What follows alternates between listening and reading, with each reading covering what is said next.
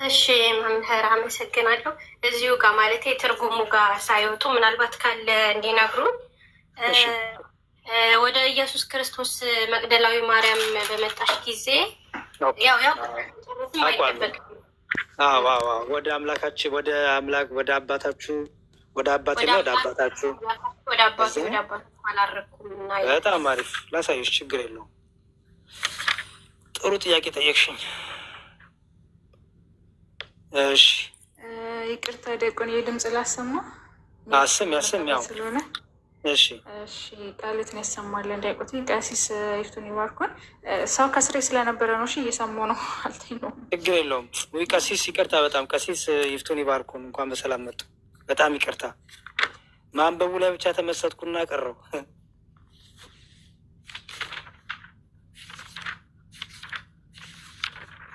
ቀሲስ አሉ?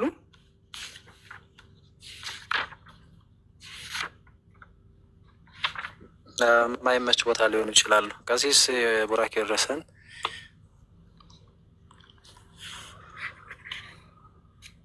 እሺ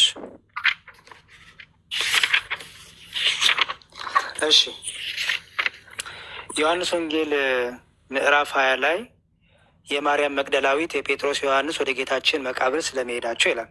ኦኬ እሱ ዮሐንስ ወንጌል ምዕራፍ 20 ላይ ነው የምታገኙ። እሺ ቃሉን ያው ትርጉሙ የዮሐንስ ወንጌል ምዕራፍ 20 ይይዝልሻል። ከዛ በኋላ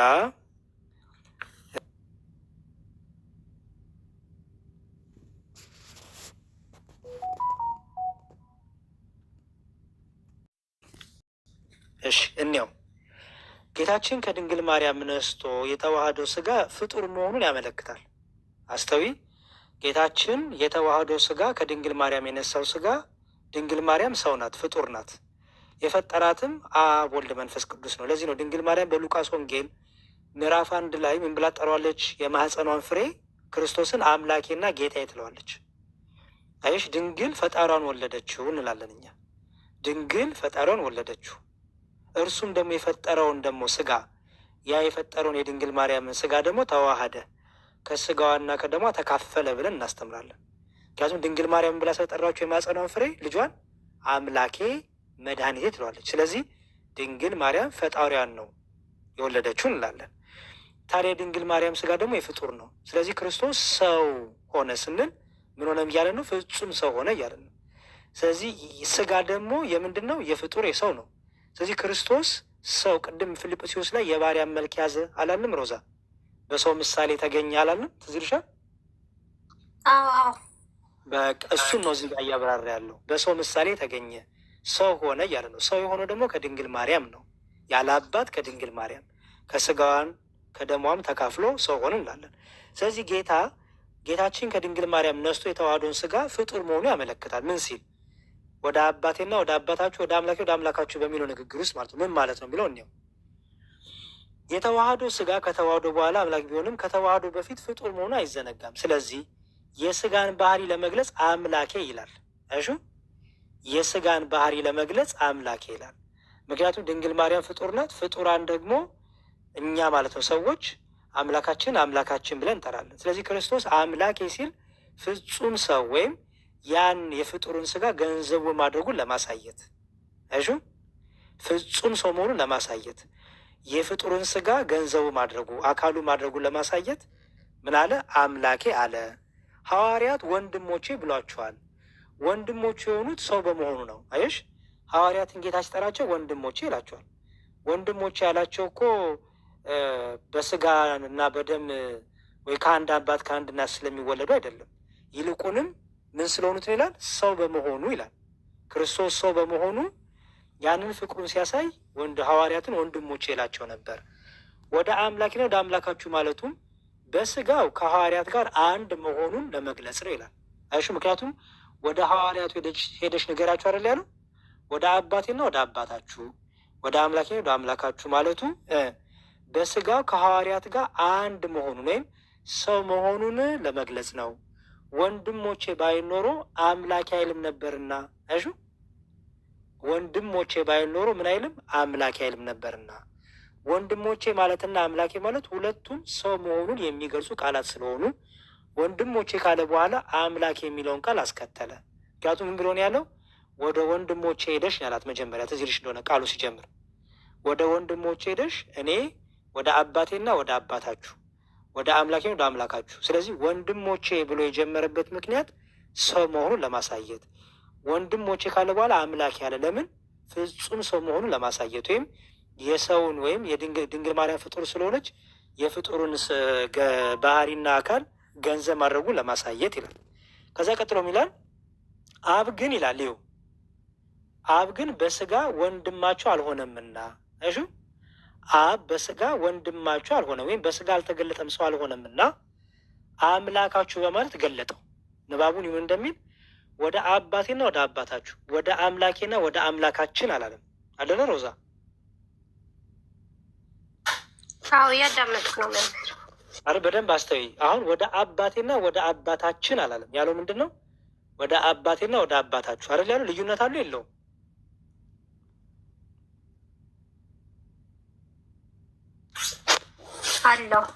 አለው።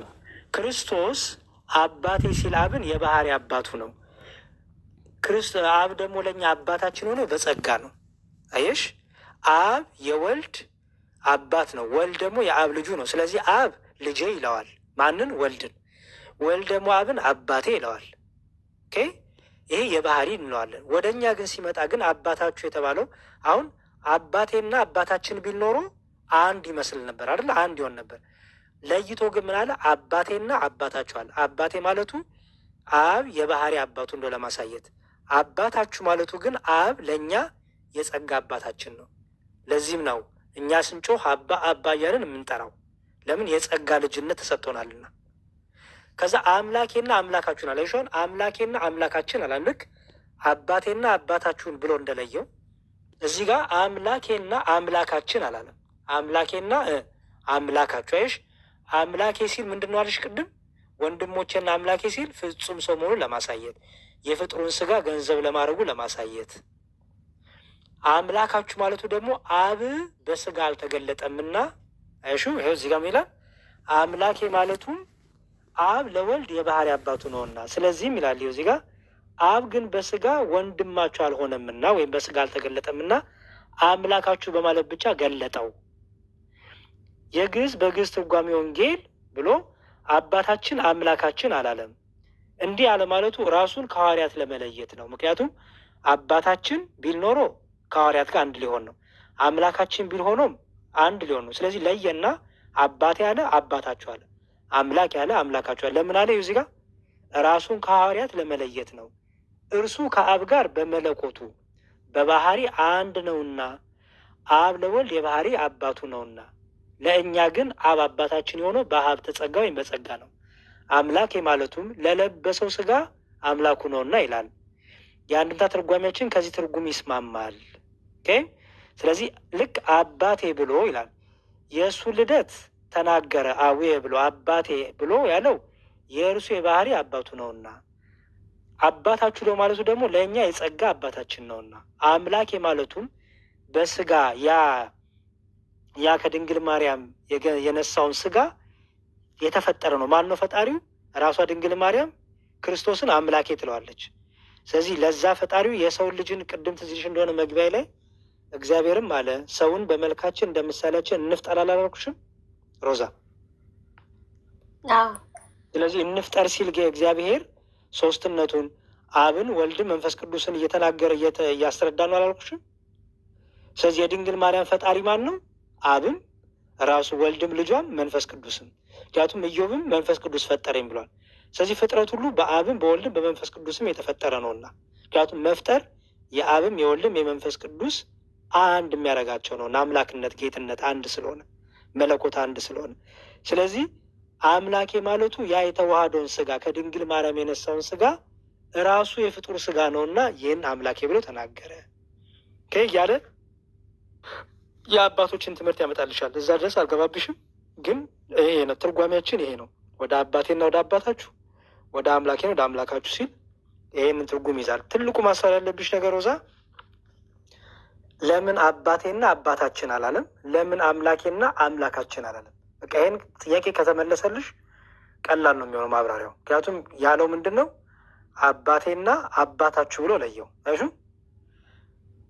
አምላኬና አምላካችሁ ብሎ ለየው። ሐዋርያትን ወንድሞቼ አላቸው።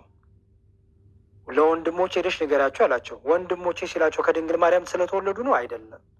ወንድሞቼ አላቸው ለምንድን ነው? ጌታ በስጋ ወይም እሱ ሰው ስለሆነ ከድንግል ማርያም በነሳው ስጋ ሰው ስለሆነ ሐዋርያት ማን ይላቸዋል? ወንድሞቼ ይላቸው። ወንድሞቼ ሲላቸው ሰው መሆኑን አምላክ ሰው መሆኑን ለማሳየት ነው። ኦኬ።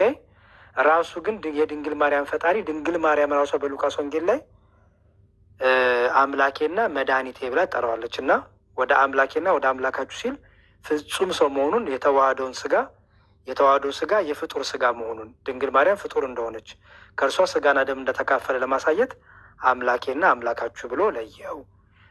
በአብ በስጋ አልተገለጠምና በስጋ የተገለጠው ወልድ ነውና ይህን ለማጠየቅ ይህን ለማንሳት ጌታችን ይህን ተናገረ ማለት ነው።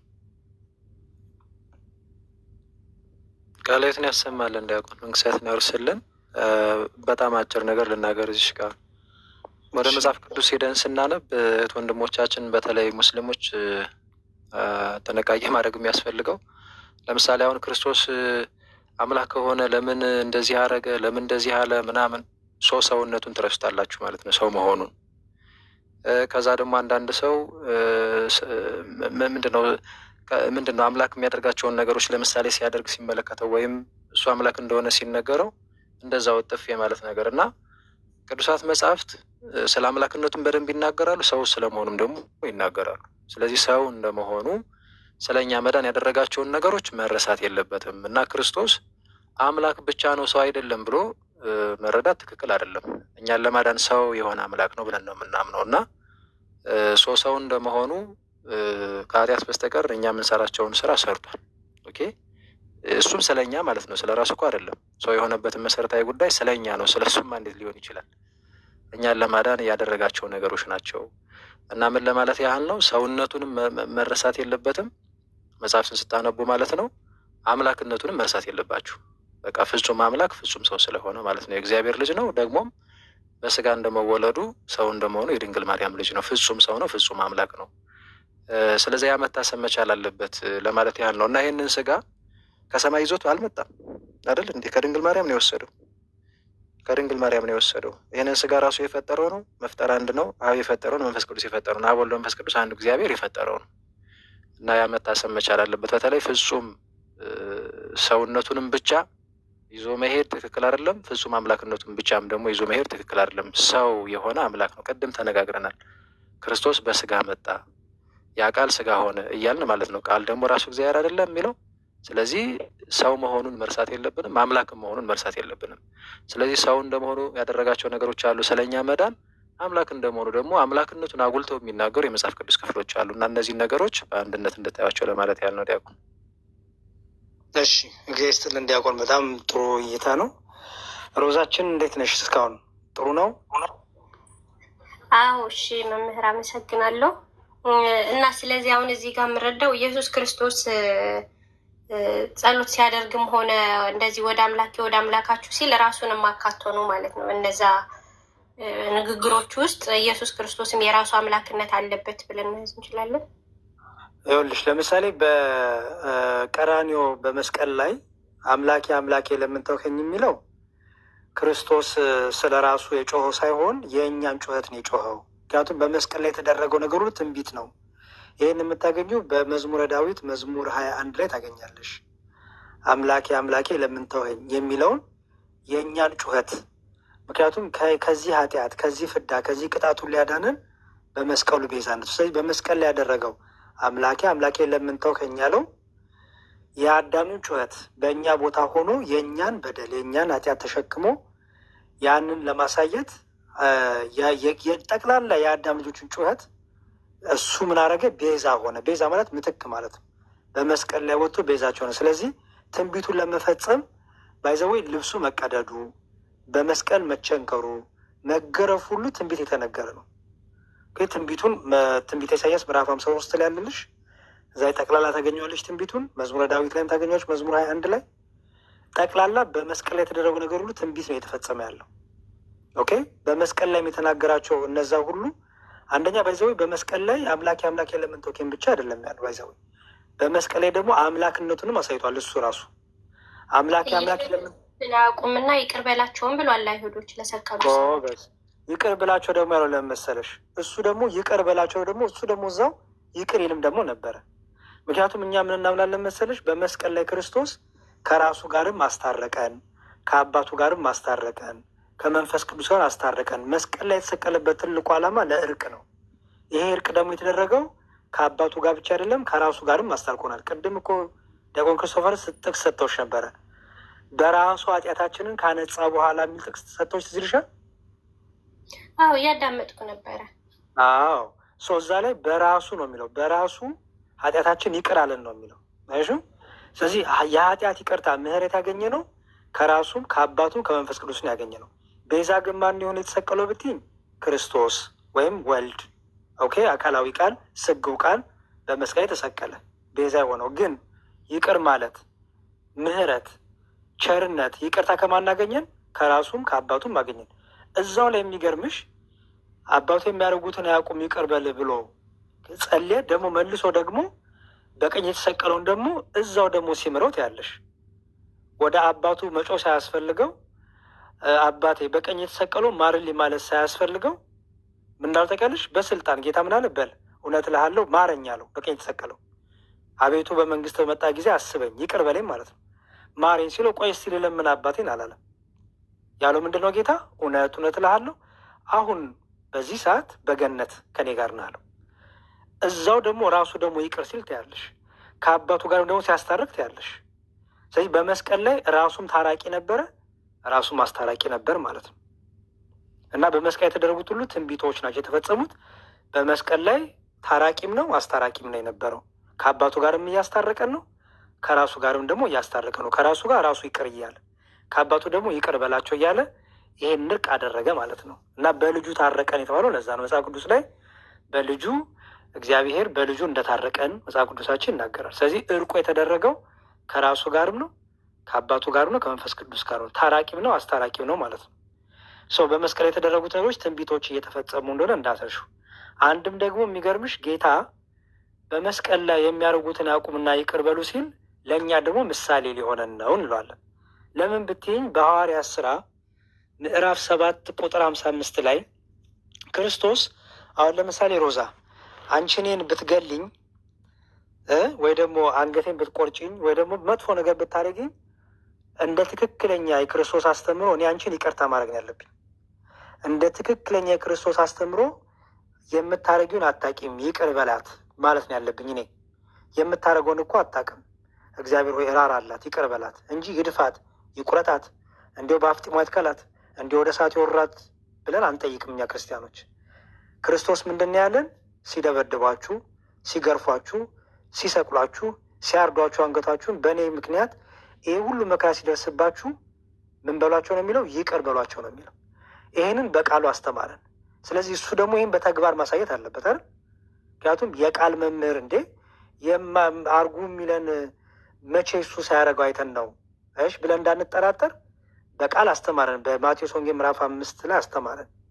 ይቅር በሉ እያለ ለሚያሰርዷችሁ፣ ለሚገሏችሁ፣ ለሚያስሯችሁ፣ ለሚያቃጥሏችሁ፣ በስሜ ሁሉ መከራ ለሚያደርሱባችሁ ሁሉ ይቅር በሏቸው አለ። እሱ ይሄንኑ ደግሞ በመስቀል ላይ የምናደርግ አሳየን። ለእኛ ምሳሌያና አርያ ሆኖ በመስቀል ላይ እየገረፉት እየቸነከሩት ኃይለኛ ነው፣ ብርቱ ነው፣ አምላክ ነው። ማጥፋት ሲችል ግን የመጣው ሊያጠፋቸው፣ ሊቀስፋቸው፣ ሊያርዳቸው አይደለ የመጣው። እስር ቤት ሊወረውራቸው ማለት የመጣው ለምንድን ነው? ለምህረት ስለሆነ ምን አለ? የሚያደርጉትን አያውቁምና ይቅር በላቸው። ምህረቱን ያሳያል መጽሐፍ ቅዱሳችን። ይህንን ማን ሲደግሞት ያለሽ መሰለሽ? መጽሐፍ ቅዱሳችን ላይ ይህንኑ ቃል በቃል ማን ይደግመዋል? እስጢፋኖስ የሚባለው ሊቀ ዲያቆን የሐዋርያት ሥራ ምዕራፍ 7 ላይ ቁጥር 55 እንዲህ ይላል። በድንጋይ ወገሩት ይላል እዚህ ጋር። ከከተማም ወደ ውጭ አውጥተው ወገሩት። ምስክሮችም ልብሳቸውን ሳውል በሚሉት በአንድ ጎበዝ እግር አጠገብ አኖሩ። እስጢፋኖስም ይላል በድንጋይ የወገሩት ጌታ ኢየሱስ ሆይ ነፍሴን ተቀበል ብሎ ሲጣራ በድንጋይ ወግሩት ነበር። ተንበርክኮም እንዲህ ብሎ ጸልየ ለክርስቶስ ጌታዬ ሆይ ይህን ኃጢአት አትቁጠርባቸው እሹ ብሎ በታላቅ ድምፅ ጮኸ ይላል። እሹ ምን አለ? ጌታዬ ሆይ ይህን ኃጢአት ምን አትልባቸው አለ? አትቁጠርባቸው። እሽ ልክ ክርስቶስ እንደተናገረው የሚያደርጉትን አያውቁምና ይቅር በላቸው እንዳለ እስጢፋኖስ ምን አለ? በድንጋይ እየወገሩት እየደበደቡት እየገደሉት ነፍሱን ከስጋው ከመለየቷ በፊት ምን ብሎ ጸለየላቸው? ቁረጣቸው፣ ፍለጣቸው፣ አጥፋቸው አይደለም ያለው ምንድን ነው? ኃጢአታቸውን አትቁጠርባቸው። ስለዚህ ክርስቶስ አምላካችን በመስቀል ላይ አንደኛ የእኛን ጩኸት የአዳምና የልጆቹን ጩኸት ሁሉ በትንቢት የተነገረውን መዝሙረ ዳዊት ላይ ያለውን አምላኬ አምላኬ ለምን ተውከኝ የሚለውን እሱን በትንቢት የተነገረውን እሱን ጩኸት በመስቀል ላይ ሆኖ ጮኸልን እንዳለን ላሳይሽ። እሱን መዝሙረ ዳዊት መዝሙር 22 በአፕሊኬሽኑ 22 ነው። እሺ እዚህ ጋር ይኸው አምላኬ አምላኬ ለምን ተውኸኝ። እሹ ይህችን በትንቢት የተነገረችውን በዳዊት መዝሙር ላይ መዝሙር 22 ላይ የተነገረችውን አምላካችን ኢየሱስ ክርስቶስ ይህችን ትንቢት ፈጸማት። ይህ ትንቢት ብቻ አይደለም። ይኸው እዚህ ጋር ምን አለ ዳዊት? ብዙ ውሾች ከበውኛልና የክፋተኞች ጉባኤም ያዘኝ።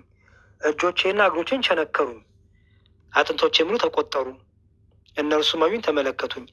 ልብሶቼ ለራሳቸው ተከፋፈሉ፣ በቀሚሴም ላይ ዕጣ ተጣጣሉ ይላል። ይሄ የተጻፈው የት ነው? መዝሙረ ዳዊት መዝሙር 22 ላይ አስተዊ። ይሄ የተጻፈው መዝሙረ ዳዊት ላይ ነው። ይሄ ዳዊት ልብሱ ማንም የቀደደበት የለም፣ ዕጣ የተጣጣለበትም የለም። ዳዊት እጁና እግሮቹም አልተቸነከሩም። ታዲያ ዳዊት ስለማን ነው የሚያወራው ሲባል ነቢይ ነውና ስለ ክርስቶስ ስለሚሆነው ነገር ሁሉ እየነገረ ነው። ጌታ ይሄንን ይዞ ምን ብሎ ነገረ መሰለሽ? ዮሐንስ ወንጌል ላይ እንዲህ ብሎ ጌታ ተናገረ።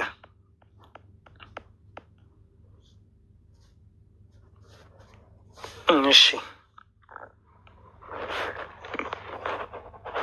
እዚህ ጋር ዮሐንስ ወንጌል ምዕራፍ 19 እንዲህ ይላል።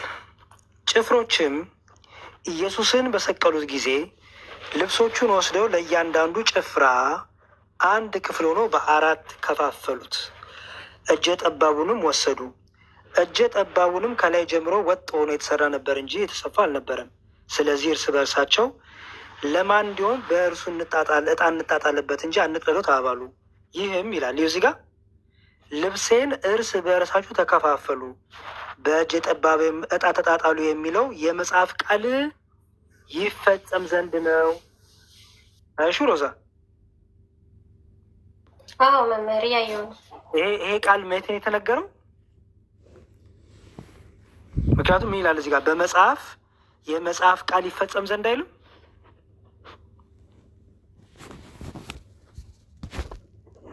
አይደል ሮዛ? አይደል? አዎ መምህር ይቀጥሉ፣ እያዳመጥኩኝ። ጥሩ። የት ነው የተጻፈው ይህ መጽሐፍ? የዳዊት መዝሙር ቅድም ያሳዩሽ አይደል? በጣም ጥሩ። ስለዚህ ኢየሱስ ክርስቶስ በአጭሩ ስራ ላይ ኮንሽም አላስጨንቅሽ፣ በመስቀል ላይ ሲታረቅም ሲያስታርቅም አይተናል። ምክንያቱም የመጣበትም ዓላማ ሊታረቀንም ሊያስታርቀንም ስለሆነ በቀኝ የተሰቀለውን ወንበዴ ራሱ በስልጣኑ ይቅር ሲለው ታያለሽ። ደግሞ እነዛ የሚደበድቡትን፣ የሚገርፉትን፣ ያሰቃዩትን፣ የሚሰቅሉት ሁሉ ደግሞ የሚያደርጉትን አያውቁምና ይቅር በላቸው ደግሞ ምሕረትን ሲያደርግ ምሕረትን ሲለምንላቸው ታያለሽ። ሰው ትንቢት እየተፈጸመ ነው፣ ደግሞ ይቅርታም እየተደረገ ነው። ኋላም ደግሞ ለእኛ ደግሞ ምሳሌና አርያ ሊሆነ ነው። ለምን መከራ ሲደርስብን መከራ የሚያደርሱብንን ይጥፉ፣ ይገልበጡ፣ ይቆረጡ አንልም። እኛ ምንድነው የምንለው? የሚያደርጉትን አያውቁምና ይቅር በላቸው፣ ኃጢአታቸውን አትቁጠርባቸው፣ ራራላቸው ብለን እኛም ደግሞ እንድንጸልይ ጠላቶቻችንን የሚያሳዱን እንድንወድ ክርስቶስ ምሳሌና አርያችን ሆነ ማለት ነው። እሺ መምህር በጣም አመሰግናለሁ። አሪፍ ጊዜ ነበረ። ግን እዚህ ጋር የመጨረሻ ኢየሱስ ክርስቶስ ከመውረዱ ወይም ደግሞ ከመሰቀሉ በፊት ዘመናት ነበሩ። ከአዳም ጀምሮ ኢየሱስ